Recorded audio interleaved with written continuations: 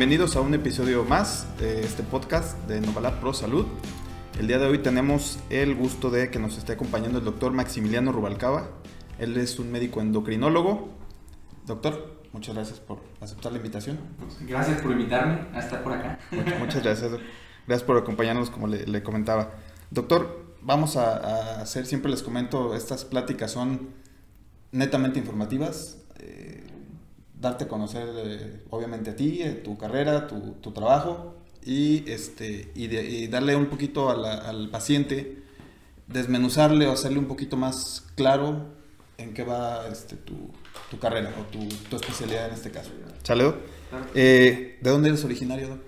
Ahora sí que soy originario de aquí mismo, de Villa Hidalgo, Jalisco. Okay. Prácticamente hice todos mis estudios hasta la preparatoria aquí. De ahí me voy a Guadalajara. Hace 4 o 5 años voy a Querétaro, un año de internado y regreso posteriormente a Guadalajara a terminar lo que es la especialidad. Entonces, pues soy de aquí de Villa Hidalgo y prácticamente nada más me fui 10 años.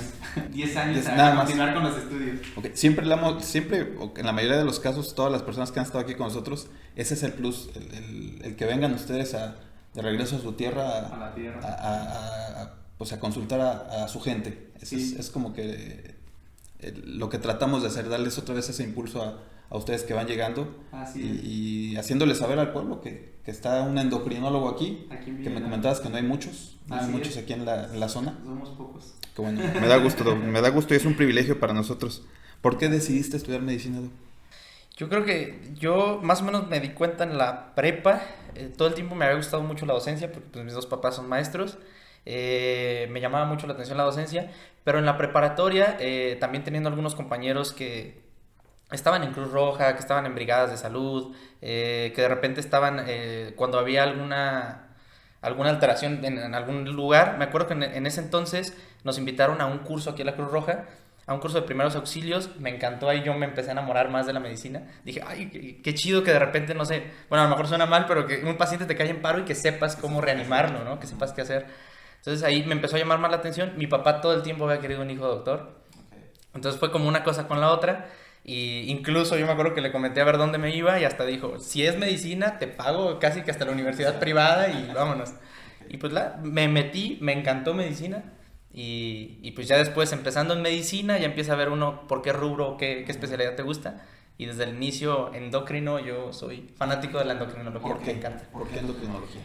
Yo la verdad, yo creo que como la mayoría de la gente casi no sabemos qué es endocrino, es de repente una especialidad un poco conocida, pero yo recuerdo estar en segundo o tercer semestre y ahí en algún momento cuando llevábamos clases de endocrinología dije, wow, qué chidas son estas sustancias llamadas hormonas, que literalmente son sustancias en concentraciones mínimas, se liberan a veces en cerebro, en el riñón, en cualquier otra parte y actúan en todos lados. Libera una hormona del cerebro, llega y actúa en los huesos, llega y actúa en el músculo, llega y actúa en la piel, llega y actúa en la visión, llega y actúa en todos lados. Entonces se me hizo increíble que una sustancia tan pequeña, liberada en alguna parte del cuerpo, viajara por la sangre y tuviera tantas funciones. ¿La repercusión o tanto? Exactamente. Okay. Pues me encantó la endocrinología y de ahí me enamoré. Ok, entonces esa iba a ser mi siguiente pregunta. ¿Qué abarcaba la endocrinología? Entonces, ¿son hormonas? Hormonas.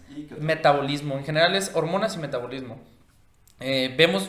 Vaya, una gran cantidad de enfermedades o de trastornos, pero pues sí, todo es enfocado principalmente en hormonas. El endocrinólogo es prácticamente el especialista de las hormonas y el especialista en glándulas endócrinas. Que en glándulas, o sea, prácticamente las enfermedades o las glándulas que vamos a ver, es la hipófisis, la glándula tiroides, la glándula suprarrenal, los ovarios en el caso de la mujer, los testículos en el caso del varón. Pues yo creo que en general son como las glándulas más conocidas. De repente se han venido descubriendo poco a poco más o la función hormonal de algunos otros tejidos como la piel, el hígado, etcétera, pero las primeras son como las más importantes. Okay. Y hablando de glándulas y de hormonas, para ti, ¿cuál es la glándula más importante? Me imagino que a lo mejor todas, ¿no? Pero para ti que tú digas, es que todo parte de aquí. Yo diría ahora sí que la glándula maestra por excelencia siempre va a ser la hipófisis, que está a nivel del sistema nervioso central. Entonces siempre es la que... Está en el cerebro, ¿verdad? Así es, la que está en el cerebro, así es. Y la que rige todas las demás. Prácticamente de ahí parte como la señal, de ahí siempre la hipófisis manda señal a tiroides, manda señal a suprarrenal, señal a ovario, señal a testículos, señal a todas las demás glándulas. Wow. Ahora entiendo por qué te interesó tanto. Suena muy padre cómo lo dices. ¿Y cuál glándula es más importante para ti? Perdón, hormona. ¿Cuál hormona es la más importante? Hormona, ay, canijo. Yo creo que ahora sí que dependería específicamente del trastorno, no tengo como alguna favorita, pero las que más nos toca o por las que más nos llegan es por ejemplo con la insulina. La insulina sobre todo porque ya sabemos que se asocia fuertemente o tiene un trasfondo para el desarrollo de la diabetes y la hormona tiroidea. Las hormonas tiroideas, porque también es algo muy importante. De repente hay algunos tabús, algunos mitos sobre tengo hipotiroidismo y por eso soy gordito, o tengo la tiroides y por eso no puedo bajar de peso. Entonces son como dos hormonas muy interesantes que yo creo que serían mis favoritas hasta cierto punto. Okay. De hecho, parte de eso, platicábamos un poquito antes del video. Abarcas mucho, tienes mucho por donde abarcar, pero ¿qué tal si empezamos con esas tres? Sobre todo una persona diabética, ¿qué es lo que le detona? ¿Es parte genético? ¿Es parte la mala alimentación? Okay. ¿Qué es lo que nos puede detonar que lleguemos a un punto de ser diabéticos? Ok, perfecto. Dentro de lo que es diabetes, primero que nada hay que entender prácticamente que hay dos tipos de diabetes. La diabetes tipo 1, que es la un poco menos conocida, es la que le suele dar a las personas jóvenes, generalmente menores de 15, 18 años. Y en la diabetes tipo 1, el problema principal es que no tienen insulina. Okay. O sea, por alteraciones donde ciertos anticuerpos llegan y destruyen células del páncreas, que son las que sintetizan la insulina, se deja de producir y por consecuencia son personas a las que hay que administrarle la insulina desde la pubertad, por así decirlo, desde que empieza la enfermedad. Y es algo abrupto. Son personas que prácticamente se conocían sanas y de repente debutan, se tienen que hospitalizar por algo que llamamos cetoacidosis diabética y tienen que empezar con insulina sí o sí desde el diagnóstico.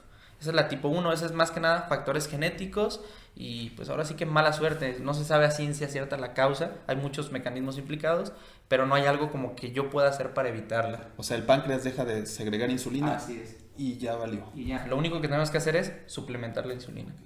Y es autoinmune, insisto, el mismo cuerpo destruye las células del páncreas, pero no hay una causa que yo te diga, fue porque comiste mucho azúcar o fue porque te enfermaste de tal cosa. No hay un factor único, hay muchos factores y esa es la tipo 1, que representa como el 5-10% de los casos.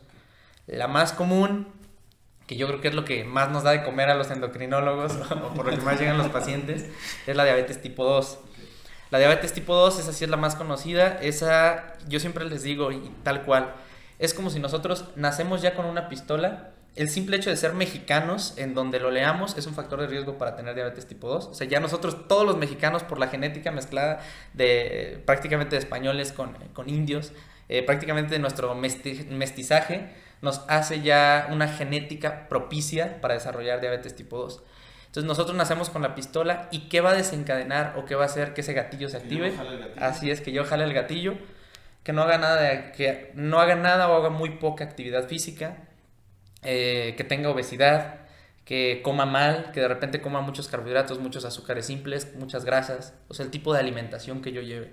Entonces nosotros ya nacemos con la predisposición genética y únicamente nos falta condicionar esos factores para desarrollar la diabetes tipo 2. Ok, con todo lo que me acabas de decir, creo que sí, tenemos todos la pistola en la mano. Exactamente. ¿Qué es peor, comer grasas en abundancia o comer carbohidratos en abundancia?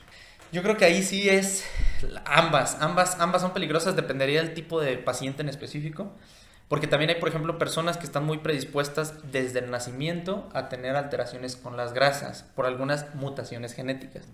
Entonces bien puede andar alguien a los 20 años sin ninguna molestia, sin dolor de cabeza, sin absolutamente nada, pero si yo le tomo un perfil de grasas, un perfil de lípidos, me sale a lo mejor con un colesterol total de 300, 350, cuando eso no es lo normal. Y él, si no lo detecté yo a los 20 años, me va a llegar a los 40 años infartado, porque nunca me di cuenta, y ahí sí es donde empiezo a abordar, a lo mejor tenías grasas altas desde los 20 y nunca lo notamos, ¿no? Claro. Entonces dependería del paciente en particular, pero lo que sí se sabe es que hay que hacer como escrutinios. Desde los 20, 25 años hay que empezar a monitorizar tanto el azúcar como el colesterol. O sea, algo muy, muy básico, un estudio muy básico, glucosa, colesterol, triglicéridos. Algo tan básico como eso para estarlos monitoreando. Al menos una vez de forma anual, yo creo que eso sería muy bueno. Y ya de ahí obviamente sales alto en alguno, empezar el tratamiento, yo siempre digo que acudir al médico para que te den como orientación profesional en el aspecto de qué es lo que se debe de hacer. Hay veces que a lo mejor con pura dieta y ejercicio lo podemos lograr, según las cifras, o hay veces que necesitamos dieta, ejercicio y algún tratamiento farmacológico. Existe el término, existe el término que muchos utilizan o la gente utiliza, ¿realmente es válido prediabético? Sí, así ¿Sí es. lo hay? Sí existe el término prediabetes. Viene incluso en todas las guías internacionales, es un término aceptado. Okay. Es, por así decirlo, y a mí me gusta mucho poner el ejemplo, el primer paso para diabetes, que es el paso que pasa desapercibido, que nadie se da cuenta, a menos de que nos hagamos exámenes de sangre, es resistencia a la insulina. Es cuando no van a tener manifestaciones clínicas. A veces el único signo es que se nos empieza a oscurecer un poquito el cuello, sobre todo la parte posterior, o empiezan a salir algunas como verruguitas en las axilas, en el cuello o en alguna otra parte. Ese es el primer signo, por así decirlo, de resistencia a la insulina. De ahí viene la segunda etapa, que ya es prediabetes, que es cuando la glucosa ya empieza a tener algunas alteraciones, se empieza a elevar entre 100 a 125. Y de ahí, cuando yo ya no he dado tratamiento o conforme va evolucionando la enfermedad, nos vamos allá, diabetes propiamente, que es cuando tenemos una cifra arriba de 126. Entonces, una persona que tiene arriba de 126 ya se puede considerar persona diabética. Para hacer el diagnóstico de diabetes, lo que se requiere y lo que nos siguen dictando todas las guías es que tengan 126 miligramos por decilitro, pero al menos en 2 ocasiones. O sea, si yo mi paciente viene en ayunas, le tomo una glucosa y me sale, por ejemplo, en 126 o no sé, 130, arriba de 126, cualquier cifra, tengo que forzosamente volver a repetir el estudio, una nueva glucosa. Si la nueva glucosa me vuelve a salir otra vez arriba de 126, sí o sí tiene diabetes mellitus el paciente. En caso de que no me volviera a salir en 126, por ejemplo, me sale en 115 entra del rango de prediabetes. Okay. Entonces, ¿qué quiere decir esto? Hay que estudiar un poquito más al paciente porque o tiene diabetes o tiene prediabetes, pero una glucosa en ayuno arriba de 126 siempre indica algo está alterado, siempre. ¿Es reversible? Excelente pregunta, ¿eh? Excelente pregunta en qué aspecto. Ayer me llegó un paciente que me decía que había ido con un médico bariatra y que se quería operar precisamente porque había oído que la diabetes podía ser reversible. Y es algo que tiene 5 años a la fecha, que en todos los nuevos artículos viene como diabetes reversible o que se puede revertir. Se ha visto que actualmente personas que tienen poco con el diagnóstico de diabetes, si yo logro que disminuyan alrededor del 10% del peso inicial, ya sea con cirugía bariátrica o con medicamentos, ejemplo, una persona que pese 100, si yo la logro bajar a 90 kilos y le acaban de diagnosticar diabetes, puede tener remisión temporal de la diabetes. ¿Qué quiere decir? No se cura, pero a lo mejor si tenía 40 años y le acaba de diagnosticar diabetes, la vuelve a desarrollar hasta los 50, 55. O sea, le das un tiempo más de vida a tu buena calidad de vida. Calidad de vida, exactamente. Y que dejes de tomar medicamentos. A lo mejor tomas medicamentos o ayudamos a algún medicamento para bajar esos 10 kilos, pero después de eso, si continuamos con pura dieta y ejercicio, pues eso va a ser un plus para el paciente. Te lo pregunto porque también tengo una persona que conozco muy bien, que salió con 150 y tantos de glucosa, una hemoglobina glucosilada de 8, 7 punto casi 8. Ajá. 3 meses después le hacemos estudios, bajó hemoglobina glucosilada de 5.5 y le bajó sus niveles de glucosa a 110 por ahí. Ajá. Entonces estaba muy feliz, fue con su médico al Seguro Social y la felicitó porque bajó. Entonces obviamente cambió sus hábitos alimenticios, empezó a hacer ejercicios, empezó a hacer todo lo que tú no estás diciendo, lo empezó a hacer y obviamente hubo no se revirtió el problema, pero lo que tú me mencionas, estás dándole un tiempo un poquito más prolongado a tu cuerpo de relajarse, ¿no? De relajarse, sí, de que el metabolismo se vuelva a reacoplar, ¿no? A lo normal. La hemoglobina glucosilada, que es válida, o sea, a ti te funciona para darte una cuenta del parámetro de cómo han dado en los últimos meses. Sí, de hecho, la hemoglobina glucosilada sigue siendo uno de los principales estándares para el seguimiento en un paciente con diabetes. Lo único que, por ejemplo, yo no lo veo tan aprobado en México, porque así nos lo marcan los organismos internacionales, es para hacer el diagnóstico de diabetes. Porque muchas veces de que, cuando tengo duda, lo que comentábamos en las 2 glucosas alteradas en ayuno, el estándar de oro o la mejor prueba que puede existir para diagnóstico de diabetes es, en donde lo leamos, el que más me diagnostica, es algo que llamamos curva de tolerancia oral a la glucosa, que prácticamente consiste en tomar una glucosa en ayuno y una glucosa después de haber administrado 75 gramos de glucosa y ver cómo evoluciona o qué tal responde una persona a esa administración de azúcar. Pero la glucosilada sigue siendo excelente en el seguimiento del paciente. Ok. Porque luego hay muchos pacientes, bueno, no solamente por eso, pero también es como la prueba que nos ayuda a desmentir al paciente. Yo también tengo esa idea. A desmentir al paciente porque típico de que, ya me va a ver el doctor, me va a regañar si no me porté bien, entonces me voy a cuidar 2 días antes para que mi glucosa salga lo mejor posible, pero le tomamos una hemoglobina glucosilada que me habla de cómo he estado en 3 meses y pues en esos 3 meses sale, a lo mejor me trae una glucosa en ayuno de 100, pero la hemoglobina glucosilada es 9, no nos pueden engañar basados en ese estudio. Y pues a fin de cuentas ahora sí que lo que importa es la salud del paciente más que cualquier otra cosa. Ahora sí que más que nada el paciente se está cegando en cuanto a lo que está presentando. Yo le digo, es como en la escuela, te lo comento porque precisamente nos pasa eso muy seguido. Me dicen las muchachas, oye, le salió la glucosa de 90 con una glico de 8. Sí. Ya sabemos por dónde va, ¿no? Y sí, yo a veces sí le comento al paciente, es como cuando estamos en la escuela. Si vas a copiarle al vecino, te estás haciendo daño tú solo. Exacto. Aquí es lo mismo. Estás tratando de engañar al médico, pero la glicosilada es la que te dice, no, a mí no me vas a venir a mentir. Exacto. Ok, entonces, no, es reversible. Así es, entre comillas. Pudiéramos llamarla reversible de forma temporal. De forma temporal y siempre y cuando, insisto, se ha visto disminución del 10% del peso inicial. Y en etapas iniciales. También eso es importante. Si yo ya tengo 20 años de evolución de la diabetes, definitivamente no hay manera en que yo tenga reversión de la enfermedad. Ya 20 años de evolución es imposible que se revierta. Estamos hablando de una persona de reciente diagnóstico, que tenga máximo 3 años de diagnóstico y que pierda bastante cantidad de peso.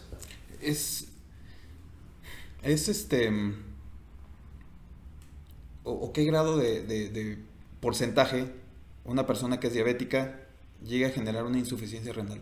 ¿Hay van de la mano todas las personas diabéticas que no se cuidan pueden llegar a desencadenar una insuficiencia renal o no todas? Ahí eso es muy importante, ahí entran también mucho los factores genéticos, la predisposición que tenga cada paciente para desarrollar las complicaciones. Yo siempre les he dicho, les digo a los pacientes en consulta, desgraciadamente la diabetes es una enfermedad crónico-degenerativa, quiere decir que no se quita y va a ir avanzando poco a poquito. Como la enfermedad va avanzando poco a poquito, también nosotros tenemos que ir avanzando poco a poquito en el tratamiento. Es completamente inaceptable que una persona que inició con diabetes le demos una pastilla de metformina y ya tenga 10 años con diabetes y siga con una pastilla de metformina, 15 años con diabetes y siga con una pastilla de metformina, porque tiene que ir evolucionando el tratamiento conforme a la enfermedad. Si yo no evoluciono con ese tratamiento, yo sé que mi paciente va a desarrollar alguna o algunas de las múltiples complicaciones de la diabetes. Ejemplo, la insuficiencia renal. Ejemplo, ceguera.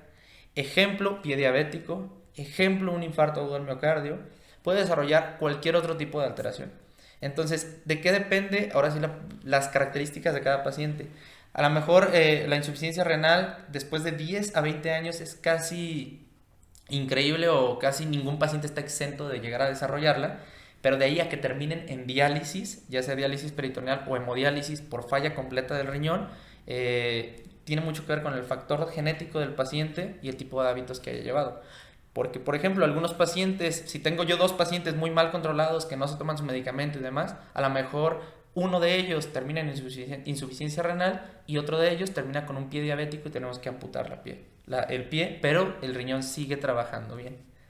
Entonces ahí sí es un poquito variable, dependería de cada persona, okay. Porque no todos hábitos y genética. Así es, hábitos y genética. Ahora, si yo tengo diabetes, mi papá tuvo diabetes, mi papá terminó en insuficiencia renal, significa que yo lo más seguro es que también si no me cuido, termino en insuficiencia renal. O sea, y por eso insisto que influye mucho el factor genético. Hay veces que nos llegan pacientes que no quieren darse cuenta que tienen eso, y siempre les hago una pregunta, ¿tu papá es diabético? No, pues sí. ¿Tu mamá? No, pues también. Le digo, entonces imagínate, yo creo que tienes un 75% de probabilidad de ser diabético, no un 50%, un 75%. Y sí, resulta que ya trae glucosas de 300, 400. Exactamente. Yo siempre les comento también, es muy silencioso y el cuerpo es muy sabio, se va acostumbrando, no se desmiénteme, sí, no, es verdad. Se va acostumbrando a ese tipo de elevaciones de glucosa paulatinas. Hasta llegar a un punto donde obviamente ya es insostenible, 500, 600, 700. Entonces el cuerpo sabio y creo que se va acostumbrando a esos niveles. Se va acostumbrando a los niveles de glucosa. Así es. Y de forma inicial incluso no tienen ninguna molestia, ningún síntoma. Yo también eso hago énfasis con los pacientes y es importante que sepan que a veces puedo tener una glucosa de 150, no sentir absolutamente nada. Puedo decir, mientras no sienta nada, no voy a hacer nada. Pero el problema es que eso no es normal de ninguna manera y pues estoy teniendo daño a los órganos de forma crónica. Y a veces se traduce, yo siempre lo he dicho, como es crónico-degenerativa, yo puedo ver a una persona de 50 años con diabetes y si no está bien controlada puede parecer de 60, 70 años. Exactamente. Eso Sí, es muy típico, eso es muy típico. Preguntarle a la persona, ¿cuántos años tienes? 50. Y si tú lo ves mucho más grande, eso habla probablemente de la mala evolución de la enfermedad, mal cuidado de la enfermedad.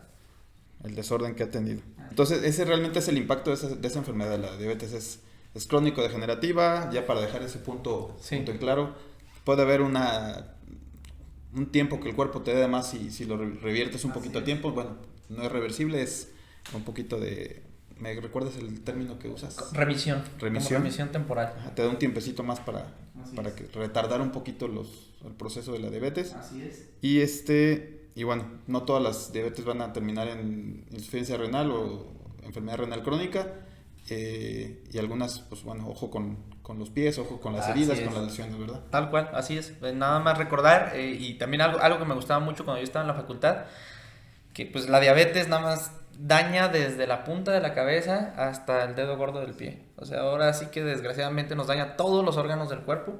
Únicamente hay que estar vigilando desde el oftalmólogo, el nefrólogo, hasta el dermatólogo. Prácticamente todos entramos dentro de la rama de la diabetes. Por eso es un año de evolución de la carrera del médico estudiar pura diabetes. Sí. Entonces, la forma por genética, como tú lo mencionabas, por el mestizaje, es ejercicio, buena alimentación dentro de lo posible, que aquí en México realmente es complicado por todo lo que comemos. Por la todo lo que tenemos. Deliciosa gastronomía que tenemos en nuestro país. Por la vasta gastronomía que hay. Pero bueno, dentro de lo que cabe es tratar de cuidarnos lo más posible. Así es. Para retardar estas cosas. Muy bien, cambiando a un poquito de los problemas que tú te encargas, hipotiroidismo, hipertiroidismo. ¿Cómo saber principales características de una persona que puede estar teniendo problemas con sus glándulas tiroides? Ok. Aquí esto es importante en el aspecto en el que luego llegan muchas personas que luego comentan, doctor, vengo porque tengo tiroides. Importante localizar primero tiroides, todos tenemos glándula tiroides de forma natural. Únicamente aquí, o los términos correctos serían, en caso de hablar de enfermedad, hipotiroidismo, cuando la glándula no está trabajando o está trabajando menos de lo convencional, hipo que es bajo, o el otro trastorno que es hipertiroidismo. Prácticamente en endocrino todo es o está alto o está bajo. O sea, eso es la enfermedad, ¿no? En el caso de hipotiroidismo, me voy primero con hipotiroidismo, que es más común que el hipertiroidismo. Es mucho más común. Se cree que hasta el 1% o 2% de la población llega a tener hipotiroidismo. O sea, es un porcentaje muy alto, 1 o 2 personas de cada 100. Hipotiroidismo lo vamos a notar en signos como, por ejemplo, aumento de peso o dificultad para perder peso, la piel un poco más seca de lo común, caída del cabello, cansancio fácil, que de repente yo estoy cansado todo el tiempo, estreñimiento, dificultad para orar, dificultad de repente para razonar o olvidar cosas muy fácil, como todo el metabolismo disminuido, por así decirlo. Eso hablaría de un hipotiroidismo. Hipertiroidismo, que no es tan común o es un poco menos común, sería el lado contrario. Una persona que tiene diarrea, en vez de estreñimiento tiene diarrea, la piel está húmeda, está como sudorosa todo el tiempo. Es una persona que generalmente, no siempre, por las características de la gastronomía y todo lo que hablamos en México, pero generalmente son personas delgadas. Ahí a veces se puede mezclar un poquito, porque si fue una persona que todo el tiempo ha sido gordita, pues el hipertiroidismo no te va a bajar de peso, no te va a adelgazar, ¿no? Pero generalmente son personas delgadas. Taquicardias, suelen ser personas que dicen, es que estoy sentado, de repente me dan taquicardias, sudoraciones, y igual también en eso sí se relacionan, los dos pueden tener caída del cabello. Entonces es como... Son polos opuestos, entonces. Exactamente, son polos opuestos. De un lado estoy viendo a un paciente, del otro lado es el paciente completamente contrario. Ok, entonces, bueno, es más común el hipotiroidismo, por lo que me mencionas. Así es. ¿Por qué es más común en mujeres? No porque yo haya visto una gráfica o una estadística, pero aquí en laboratorio me doy cuenta. Hay mujeres. Yo creo que de 10 personas que vienen, 9 son mujeres y 1 es hombre. No, de hecho sí, excelente observación. En endocrino, prácticamente todos los trastornos, por alguna extraña razón, son más frecuentes en mujeres. Todos, absolutamente todos. O sea, yo creo que habrá excepciones, una que otra enfermedad, no sé, como acromegalia y demás, que son como iguales en ambos sexos, pero en general casi todos los trastornos endocrinológicos son de mujeres. Incluso en mi consulta, yo si me pongo a revisar a todos los pacientes, veo 1 o 2 hombres, a excepción de diabetes, que también es como algo parejo, pero 1 o 2 hombres y todo lo demás es mujeres. Ahí no se sabe, pudiera tener algo que ver, por ejemplo, el trasfondo hormonal, el hecho de que las mujeres tengan concentraciones de estrógenos y los hombres no, lo que desencadene cierto tipo de enfermedades, y sí, es más frecuente, todo lo de endocrino es más frecuente. ¿Cuánto tiempo te gusta que el médico en general, porque los médicos también en generales checan mucho la tiroides, cuánto tendrá más o menos que se ha enfocado el médico en ver la función de la tiroides? ¿Cuántos años te gusta que...? Yo creo que se le ha dado un poco más de importancia en los últimos 10, 20 años, porque sí ya es algo más común, algo que hay que hacer escrutinio, algo que hay que investigar. También, por ejemplo, es muy frecuente, y eso también está bien documentado, a los 50 años de edad hay un pico en el hipotiroidismo. Y, por ejemplo, en mujeres que a los 50 años de edad concuerda con la menopausia, entonces de repente llega una mujer, doctor, estoy muy cansada, tengo la piel seca, no tengo ganas de hacer nada, tengo estreñimiento, como que ya no quiero salir, etc. Entonces a veces en ese tipo de personas hay que ver, porque también la menopausia es otro trastorno hormonal hasta cierto punto, hay que ver cómo andan las hormonas. En esos pacientes es algo muy importante porque puede ser hipotiroidismo, que debuta también a esa edad, a los 50 años, o menopausia, síntomas de menopausia. Que también a veces cuando los síntomas en menopausia, hay personas que pasan como la menopausia desapercibida, como si nada, pero hay otras personas que es muy molesto. Entonces cuando se ve que los síntomas son muy molestos, hay que dar tratamiento también para la menopausia.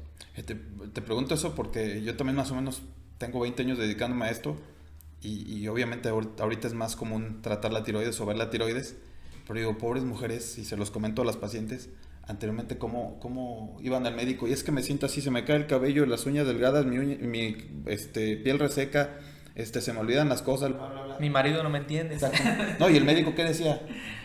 Váyase, usted está loca. Sí. O sea, literalmente. Entonces, pobre, cómo han batallado las mujeres en ese aspecto. Con eso, así o sea, estaban, o no se había descubierto ese gran problema que es la tiroides, todo lo que les descontrola, y pues por eso te preguntaba, ¿por qué en mujeres? O sea, sí. ¿Qué es lo que puede estar pasando ahí que la mujer le dé más fuerte? Le dé más fuerte, o que sea más común. No sé si el hombre agarre y diga, nah, a mí no me pasa nada, como típicamente somos los hombres, ¿no? Generalmente. Así ando bien, yo ando bien, siempre ando bien. Y la mujer sí se cuida un poquito más. Un poquito más. No sé, me voy a checar yo también porque se me olvidan las cosas. No vaya a ser, ¿verdad? No vaya a ser.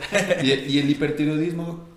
En cuanto al hipertiroidismo, igual, insisto, no es tan común, pero sí es algo que tenemos que tratar. Es un poco más difícil de tratar el hipertiroidismo. También suele ser un poquito más frecuente en el sexo femenino. Como ya lo mencionamos, es como todo el metabolismo aumentado. La calidad de vida está mucho más repercutida, o es más mala calidad de vida en el hipertiroidismo. Además, la causa más frecuente de hipertiroidismo, es algo que se llama enfermedad de Graves. Y la enfermedad de Graves, desgraciadamente, también afecta mucho la visión. Los ojos empiezan a protruirse o a hacerse hacia la parte externa. Entonces, muchas veces las personas con hipertiroidismo, además de todo lo que mencionamos, empiezan a tener como el ojo como de mirada asombrada, o el ojo como que se empieza a ir hacia afuera, que incluso necesitan que luego los valore oftalmología y demás. Que a fin de cuentas, como es un poco más difícil el tratamiento también se basa en destruir o dar ablación a la glándula tiroidea para llevar al paciente al hipotiroidismo y después suplementarlo. Okay. Sí, he sabido de personas, también son los famosos bocio. Bocio, así es, agrandamiento de la glándula. Es cuando hay hipertiroidismo. El bocio se puede presentar en las dos, en hipo, en hiper. O sea, el agrandamiento de la glándula únicamente hay algo raro con la glándula. Es un poco más común, por así decirlo, en el hiper detectar el bocio, pero lo podemos presentar en los dos. También alguien con hipotiroidismo puede tener bocio. ¿Calidad de vida en esos pacientes? Calidad de vida es un poquito más mala, insisto, en hipertiroidismo. En hipotiroidismo nada más suplementamos con levotiroxina y vemos que los exámenes estén dentro de parámetros normales y con eso... Haciendo ajustes, así es. Mayor cantidad, menor cantidad. Ver la edad de la paciente, también eso es muy importante, que a veces, por ejemplo, ahí casi siempre lo tratamos entre el médico general y nosotros. Pero también ahí los valores o mis metas son diferentes en una persona que tiene 20 años, en una persona que tiene 40 y en una persona que tiene 60. Eso también nada más es importante, porque a fin de cuentas cuando yo me voy a valores de referencia en un laboratorio, pues en el laboratorio a lo mejor yo veo los valores estandarizados para la población en general, pero por ejemplo, aunque el laboratorio me diga un valor de 4.5 como límite, generalmente, ¿El TSH? así es, de la TSH, en una persona ya de 60 años yo puedo ser permisible hasta 6 o 7 de TSH. Entonces eso también es importante porque el ajuste es diferente. O una mujer que me dice, doctor, me quiero embarazar y tengo hipotiroidismo, esa TSH debe estar abajo de 2.5. Entonces son como características también específicas que valoramos nosotros en endocrinología porque no todas las pacientes son iguales. Entonces, hasta para el embarazo hay repercusión en la tiroides. La tiroides, definitivamente sí. Ahora sí que en el embarazo, personas que batallan para embarazarse, ahora sí que ya no lo vemos como en las novelas, que antes era de, ¡ay, me quedé embarazada y soy la mujer más feliz del mundo! Ahorita yo creo que es más raro ver eso, pero las personas que están buscando un embarazo y batallan, a veces el simple hecho de hacer una buena corrección del hipotiroidismo, logran concebir un embarazo. O me voy al otro lado, a lo mejor ahorita no es parte de, pero también a veces con el simple hecho de tratar resistencia a la insulina, damos metformina y se logran embarazar. Entonces vuelvo a lo que yo comentaba en un inicio, las hormonas actúan en todos lados. Ok, de alguna manera nos llegan muchos pacientes y aquí en Villa Hidalgo es muy común, bueno, a lo mejor porque la población es más pequeña que lo que platicábamos, nos damos cuenta de más cosas, pero hay muchas mujeres que quieren embarazarse y no pueden. Y no pueden embarazarse. Sinceramente, te lo confieso, no tenía idea de que la tiroides tuviera esa facultad de impedir un embarazo de alguna manera, le quitara esa posibilidad de ser madre a una persona, una mujer. Así es. Sí, son trastornos que siempre hay que descartar. Que en el estudio de la pareja infértil siempre, los hombres hasta en eso somos un poquito más fáciles. En un hombre nada más haces la revisión de la espermatozoide. Así es. Es lo único que tienes que ver, que tenga buena cantidad de espermatozoides, que sean de calidad, etcétera. Pero en una mujer sí es un estudio un poco más grande, ¿no? Que también es una parte de la rama de la endocrinología. A veces entre nosotros y ginecología también abarcamos o abordamos al estudio de la pareja infértil. Cuando batallan para embarazarse, entre ginecología y nosotros siempre llevamos en conjunto el abordaje. Ok, sí, no lo sabía. No sabía que también. Por eso te digo, creo que ahorita vamos a abordar las tres principales problemas que existe. Yo creo que espero que más adelante nos tengas un tiempecito para tratar insulina. Así es. Tratar cortisol. Cortisol, que también es otro, ¿no? Hormona del estrés. A eso voy también, porque aquí me permito yo a veces comentarle a los pacientes, relájese, no se estrese tanto. ¿Por qué? Porque es tanto su necesidad de embarazarse, sus ganas de embarazarse, sí. Porque llevo 2 años casada y no me puedo embarazar. Siento como si ya las estigmatizaran de que no te puedes embarazar por algo y se presionan más. Entonces no sé qué tanto el cortisol actúe para evitar que eso pase. Sí, también puede llegar a pasar, exactamente. En el estudio de una mujer infértil siempre hay que estudiarlo de forma global. Y también hay otra cosa muy importante, porque a veces de una manera a lo mejor un poco misógina, como que decimos, es que es porque ella no puede tener hijos, pero también hay que estudiar al varón, porque la mayoría de las veces son factores compuestos. Si el varón tiene bajo conteo espermático y la mujer tiene por ahí alguna alteración, a lo mejor un poco de fibrosis en alguna de las trompas, o su ciclo ovárico no está al 100% regular, etcétera, pues son 2 factores en conjunto, pero hay que dar tratamiento a los dos, tanto al hombre como a la mujer. Entonces no siempre la mujer es la que tiene la dificultad para embarazarse, muchas veces es el hombre y andamos buscándole a la mujer. Pero el estudio definitivamente en el hombre es mucho más fácil. Hacemos la espermatobioscopía y con eso es suficiente. En el caso de la mujer hay que estudiar la anatomía, hay que estudiar el ciclo ovárico, hay que estudiar hormonas, hay que estudiar muchísimas cosas. Las mujeres de repente son un poquito complejas de estudiar. Yo siempre les digo, y perdón por las mujeres que están aquí presentes, les digo, son unas cajas de zapatos, y así le digo a las pacientes, las que nos escucharán y verán, no me dejarán mentir. Y así tal cual se lo digo. Ustedes son unas cajas de zapatos con esas pelotitas que botan mucho. Ajá. Aviéntalas y son un reboteadero de hormonas. O sea, sí, es complicado a lo mejor más para ellas por lo que nos comentas. Hormonalmente es más complejo para ellas que para nosotros. Exactamente. Y también yo soy muy dado veo que viene la señorita a hacerse estudios. Y sí me tomo esa libertad de, oye, tu esposo ya se hizo estudios. Uh-huh. Porque a veces nosotros tenemos un pequeño detalle. Y me ha pasado muchas veces. Afortunadamente, uno de ellos, un amigo que hasta me quería ser padrino ya cuando pudo embarazar a su esposa, porque estaba con eso, es que no puedo. Al final creo que le dio varicocele. Ah, varicocele, ajá, que es algo de las cosas que sí. Exactamente. También me ha enfocado en la, hormonalmente. Nosotros eso sí es completamente urología, pero muchas veces en los abordajes cuando nos llegan a nosotros y que empezamos a estudiar al varón, de que tenía un varicocele grado 3, el trasfondo hay que estudiar también al varón, o hay que corregir el problema del varón para que sea la persona más fértil y poder concebir en el caso de los dos. Ahorita también está muy en auge lo de la inseminación artificial, congelar óvulos y demás, que insisto también es otra parte compartida entre endocrino y ginecología.